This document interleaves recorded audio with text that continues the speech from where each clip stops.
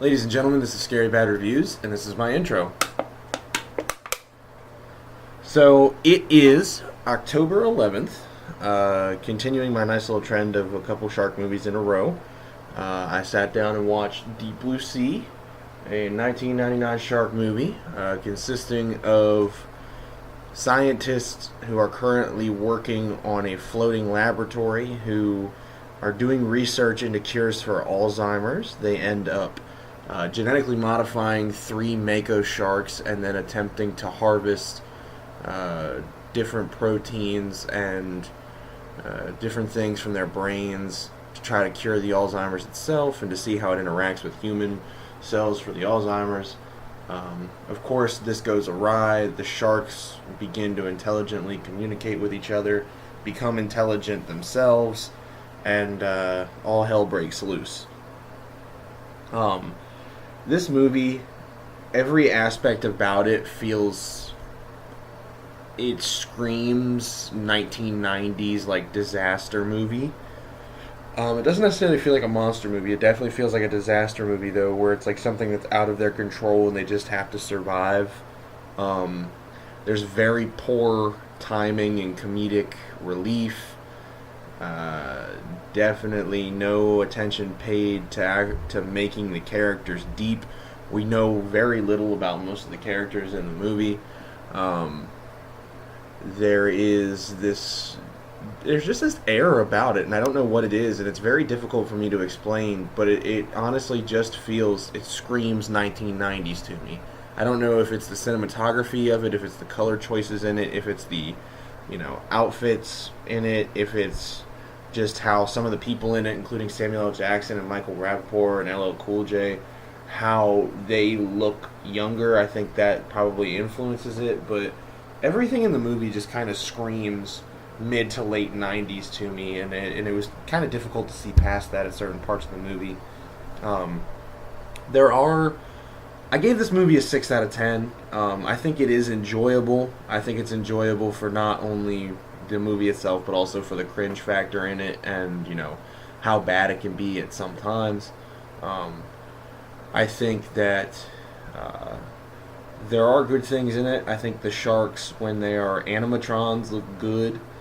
I think that they do the disaster situations well, and the continual changes and the dynamic plot of things going wrong. I think they do that very well. And young Samuel L. Jackson is definitely a pro for the movie. I mean, anything that he's in, I of course love him in, and especially when he was younger. And so it's cool to sit down and watch a movie with Samuel L. Jackson with hair, where he's doing very well. There's also a specific scene in the movie that involves him where if people have seen it, they'll know what I'm talking about. If you haven't, I don't want to spoil it, but that's also a pro of the movie. It's a very cool little scene. But there's also a lot of cons to this movie. The performances of everybody else in the movie, especially of Michael Rapaport and LL Cool J. I really think that LL Cool J, it didn't say so in any of the writing credits, but I'm almost 100% certain that he wrote his part for himself. I mean, it's really dry comedy. There's this weird shtick of him talking to God while trying to survive in the laboratory. All of his jokes are super corny. They're really they don't work. They're poorly timed. And then his character having a major effect later on in the movie, when at first he was simply comedic relief. It really feels like he had a hand in writing the movie and writing his part. His whole involvement in the movie is a big negative. The overacting in certain areas is a negative. The poor writing in most areas is a negative. The CGI of the sharks is a negative. I actually liked when they used the animatrons themselves, but I think the CGI, it's still in that time period where CG is they're still working on it. They're still trying to perfect it. And while a shark is a little bit more simple than, say, a uniquely designed monster, at this point they're still getting used to using CG. You can definitely tell that it's better than some of the other early CGs from the late 90s because it feels like there's a higher production quality to this movie. That being said, the production quality of this movie and the amount of money that they probably spent on it does not change the fact that a lot of it is bad. A lot of it is not good. It's bad. And I think that there is a factor of enjoying that it's bad throughout the movie. There's a lot of different horror movies that are like that. But even if you enjoy it, it still doesn't skate around the fact that it is honestly bad. I mean, a majority of the movie does not work, and it's just like it feels so close. It feels like they just barely hit the mark. There's a lot. There's like I said, there's good things about the movie, and there's things to enjoy in the movie for it being a good movie. But there's a lot of it that's really just not good. I mean, it feels like. So the budget, by the way, the budget for this movie was $60 to $82 million. It said it had been presented at an $82 million budget to the production company. So at the time, it was a big budget movie. I mean, they really went for it. LL Cool J also contributed 2 songs for the movie, so that just kind of tells you what needs to be said about it. So this movie was kind of different.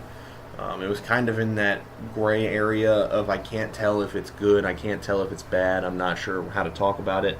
But I do have to say that I enjoyed myself watching it, not only for the fact that there are good things in it, but for the fact that I can talk about the bad things in it. So I gave it a 6 out of 10 because it is enjoyable, no matter how bad or cringy some of the scenes are later on in the movie. It is an enjoyable movie, and I think that people, especially if you like shark movies, should definitely watch it. And even if you just like action movies, like if you're into 90s action movies or early 2000s action movies, I think you'd appreciate this one. So yeah, a solid 6 out of 10 for Deep Blue Sea. Alright, so that review's out of the way. Tomorrow, for October 12th, I am looking to stay in the theme of aquatic animals that have grown too large or have become intelligent, and I'm going to be watching and reviewing the movie Lake Placid. Lake Placid is about a giant alligator, so I think I'm going to have a lot of fun looking at that.